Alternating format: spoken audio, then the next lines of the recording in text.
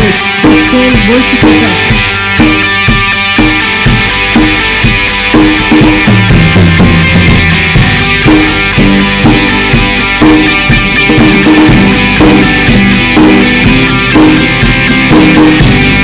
Jesus, we have heard on high, sweetly singing o'er the plains.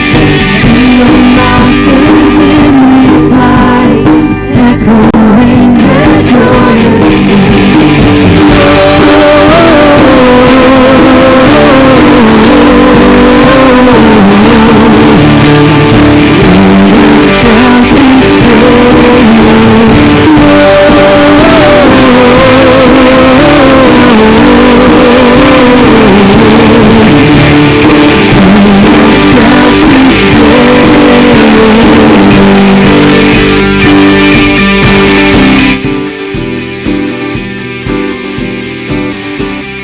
Shepherds, why this jubilee?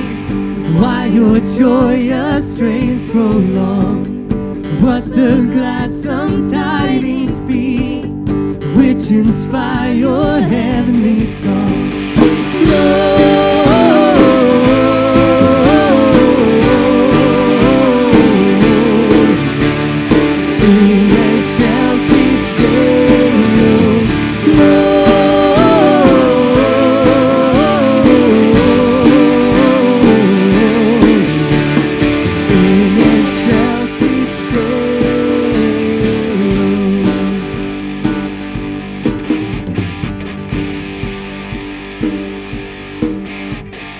Come to Bethlehem and see Christ, whose birth the angels sing.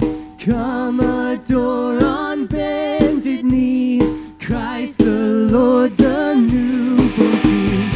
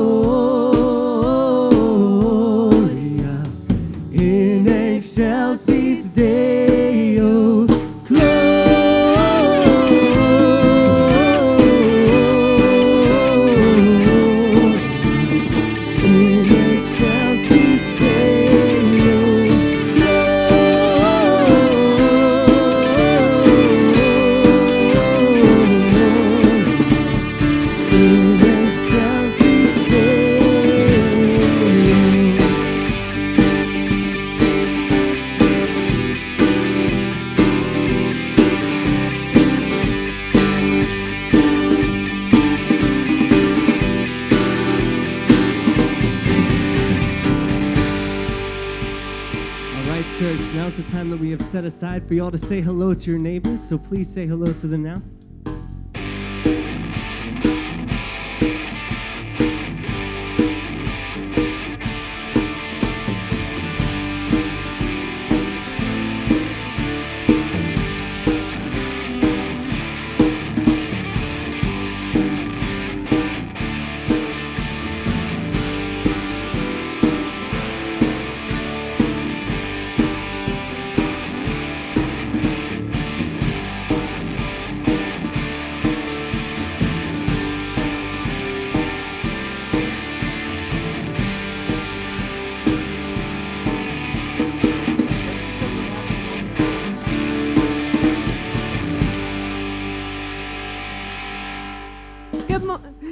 Good morning, everyone.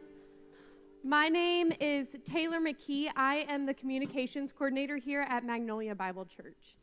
If it's your first time here, welcome. We are so happy to have you. If you've been here before, whether it be your second time coming, you've been here for a few months, a few years, etc., we are so glad you're back. Just a few quick announcements. If it is your first time here, we have a gift for you. We love to give free Bibles to you and your family. All you have to do, you probably got a bulletin when you came in. There is a tear-off tab on the inside of your bulletin where you would just put your name, all of your family members' names, first and last, please, as well as a phone number to contact you to let you know when they're ready. And one other huge announcement, next weekend, Matt Cowan. He is a worship pastor from Midland, right? He's from Midland, Texas, and he's going to be candidating for the worship pastor position here next weekend. So we're really excited about it. We hope you are too. And we really encourage you to be here next weekend for that. We're so excited to worship with you today. We're glad you're here.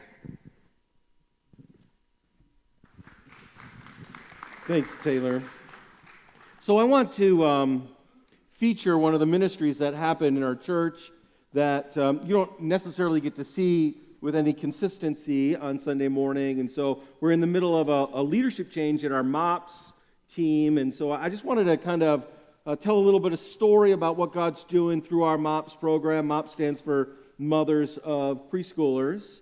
And one of the things that Michelle and I found out when we had children was that although we were both college graduates, there was this window in our life that all we talked about was food, naps, spit up, and poop. That was the sum total of our conversation. So how many had that experience and know what I'm talking about? Yeah, great. Hopefully you've graduated from that. So one of the ministries that we have is to kind of engage and help with moms. And so Jen, you're one of our new leaders. Tell us a little bit about when MOPS meets and who is a good person to connect into our MOPS ministry.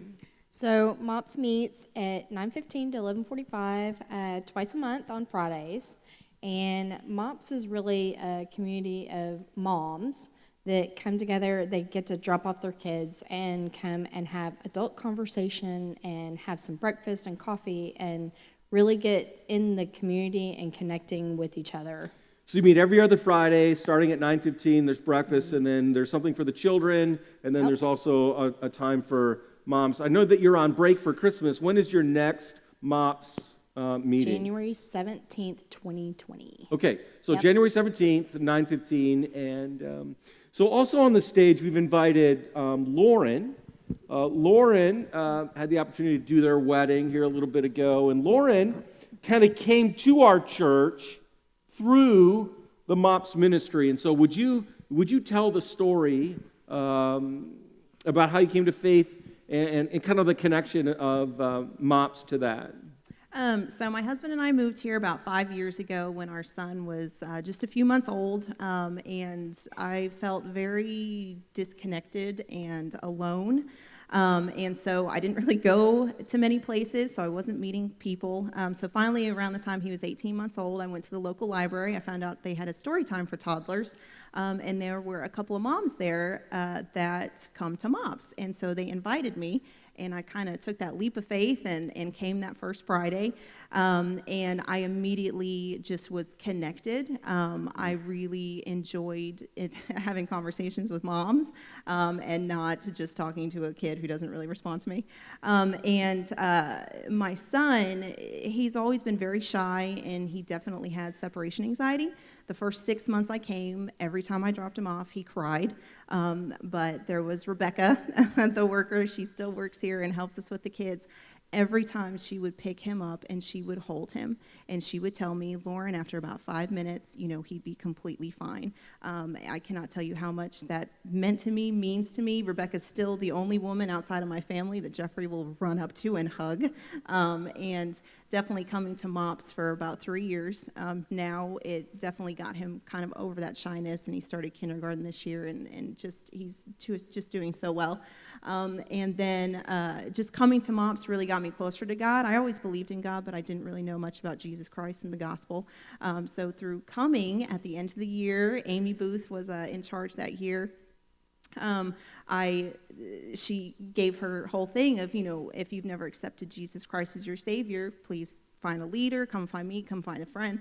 And so I always get emotional. So I went up to Amy, and I let her know that I wanted to accept Jesus Christ as my Savior, and she prayed with me, and it really just changed my life. It changed my marriage. It changed me as a mother, and it's just been, overall, one of the best experiences of my life. Yeah, so we talk a lot about in our church about being involved in your sphere of influence. And so there's two moms who are at the library, just engaged in their sphere of influence, and God intersects your life with their life, and then they invite you to the MOPS ministry, and then through the course of those relationships, you come to the place where you trust Christ as your Savior, and then you're discipling and growing. And Lauren is actually now a part of our MOPS leadership team, and so she was introduced, she was introduced to our church, and then introduced to Christ and discipled, and now is active and involved in serving inside the church. And so, I mean, you don't always get to see those stories because you're just going on. You don't get to hear and see those stories. You just see a face, and you don't get to see